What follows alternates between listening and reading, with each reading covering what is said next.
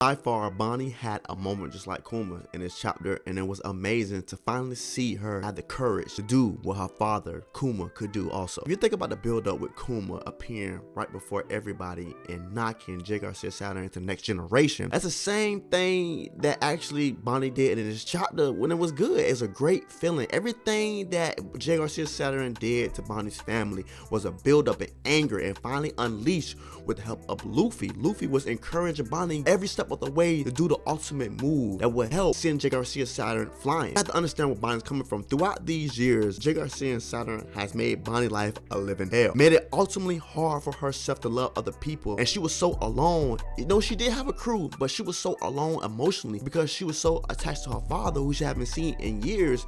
And now that everything's coming to fruition, she's so happy she can let all this anger out because she's so loved now by Luffy, the Straw Hats, right? And her father's finally here seeing him. And you see that Kuma is having a smirk on his face. She is Nika-like in Kuma's image, and he's so happy that his daughter became somebody he idolized for so long. And I feel like this is the best part of the chapter, to finally see Bonnie unleash what Kuma unleashed on J. Garcia Saturn, the buildup of the anger. So much things have transpired between Bonnie, J. Garcia Saturn, and Kuma, and this is what J. Garcia Saturn needs, a beatdown from what he's actually been doing to Kuma since he was a kid. You know, either you gonna live as a slave or die, given an ultimatum, and Kuma was not feeling that. That's why Kuma actually had to run away. But to see this, Kuma getting his lit back and Bonnie getting her lit back, this is what's a must need for every reader that's reading One Piece. And Luffy let J. Garcia have it. He was in bit of pieces when he got flown off the giant ship. Luffy was actually punching holes in J. Garcia Saturn. Only thing I can hope is that we finally see the weakness from the 5 elders from Emmet. I think he might just unleash this massive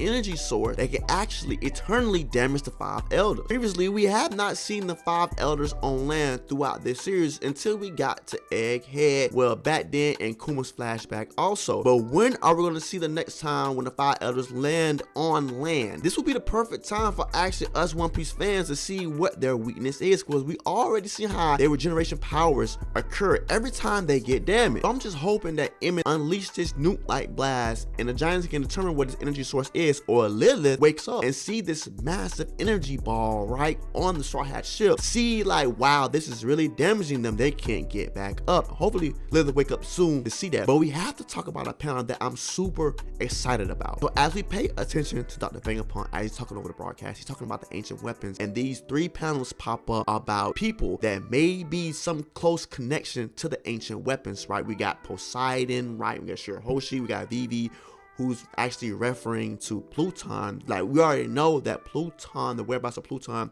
is in Alabasta. And then we have Skypiea, and Dr. Vegapunk said that the ancient weapons are still out there. These 3 panels, and there's 3 ancient weapons. I'm thinking Uranus is located on Skypiea or somewhere near Sky Islands. Now, I don't want you to take these panels lightly. All these are reference to the ancient weapon, and we can't say actually Pluton is what the 5 elders use on Lelouch. We can't say that right now because it's not being confirmed. People think it's Uranus because it came from the sky. If you want my honest opinion, what the 5 elders use in Lelouch is a copy of Pluton that's in Wano. We already know that Pluton is the only ancient weapon that can be copied. Now, people think it's Uranus because it was a weapon in the sky. Now, I don't think that is the case. The only reason why I think that it is Pluton is because it can be copied, and I think that Vegapunk can recreate this ancient weapon to be used because the shipwrights in Water 7 had the blueprints, and you can always recreate a Pluton. And if you go back to Crocodile flashback of the power of Pluton, it's the same type of thing that happened to Lelouch. And also, if you do your research, right, in Alabasta, the poneglyph tells you where Pluton is, which is reference to Vivi. And also, Shirahoshi is there because she is Poseidon. Like I said before, I think the only reason why Oda pit Skypiea there is because I think Uranus, which is mostly something in the sky, ancient weapon that's always visible from the sky, is located in Skypiea. In all honesty, I think this is not a coincidence why Oda pit Skypiea panel next to these other ancient weapon references. Like, we already know Vivi's connected to Pluton. We already know that. We already know that Shirahoshi is Poseidon. Like, it makes perfect sense for Oda to do this. Oda hinted on so mysterious things in this chapter that he answered a few of them. Definitely talking about One Piece. At the end of this chapter, I feel like Oda hinted on what actually One Piece is. And he also hinted at actually during the 40th century, everything would be answered centered around in this chapter.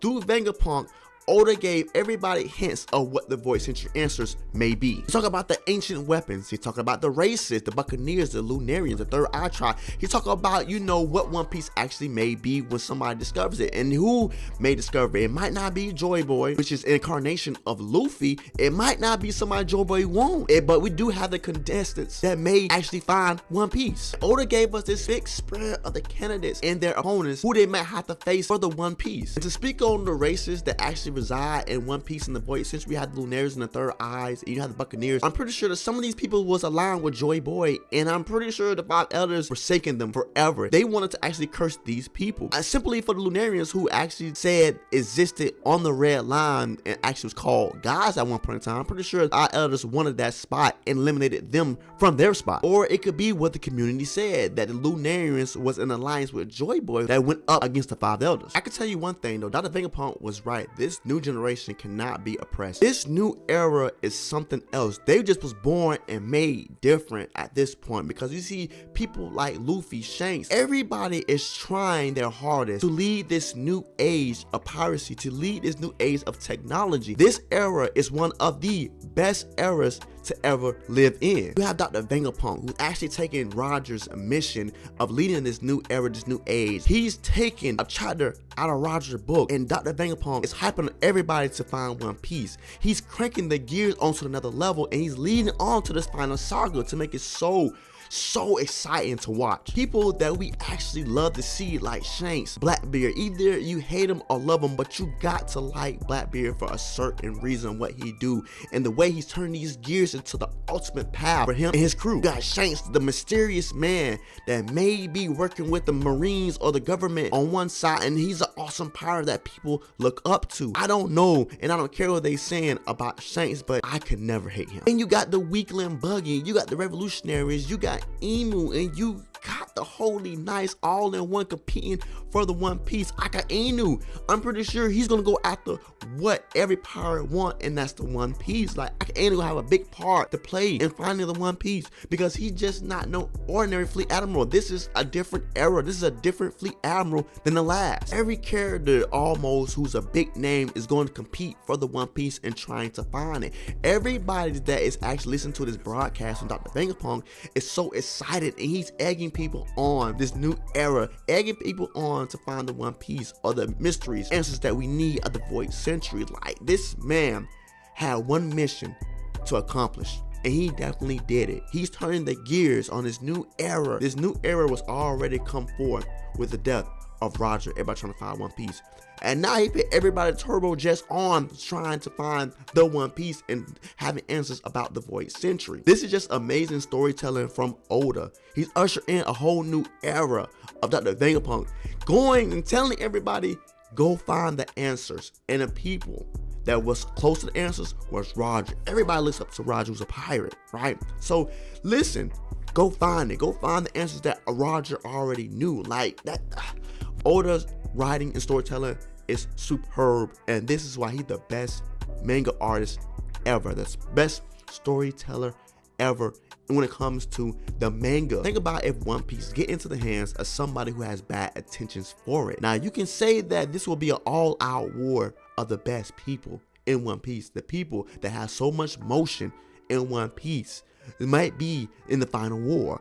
And we can say that it's going to be the ultimate war, because Oda is hitting on this, and he's been dragging it, that this One Piece war is going to be the next level. It's going to make Paramount War looks so small. So at the same time, I'm here for it. And I can only say that this chapter set everything off. This chapter was a 10 out of 10 because simple fact how Oda wrote it from the beginning to the end. This is so like Game of Thrones-ish. Everybody fighting for this throne, right? Everybody fighting for the One Piece. And I think the simple fact that Luffy on his journey had so many obstacles and he could overcome it. And the biggest thing for him to awaken his devil fruit made it even easier for him to find the One Piece and accomplish his ultimate dream. And I feel that Blackbeard, the people that's already close to him like Shanks, the people that's above him a tiny bit, are gonna be obstacles he had to come across. Now, Blackbeard on the other hand had access to so many things where one of his crewmates can turn into J. Garcia Saturn. Ultimately, this access pass that Blackbeard has opens so many doors up for him to actually get the One Piece. Now, I can't wait to see Blackbeard use J. Garcia Saturn's face card to open up so many doors for him. That is one of the most intriguing things going forth about Blackbeard. With that amount of access,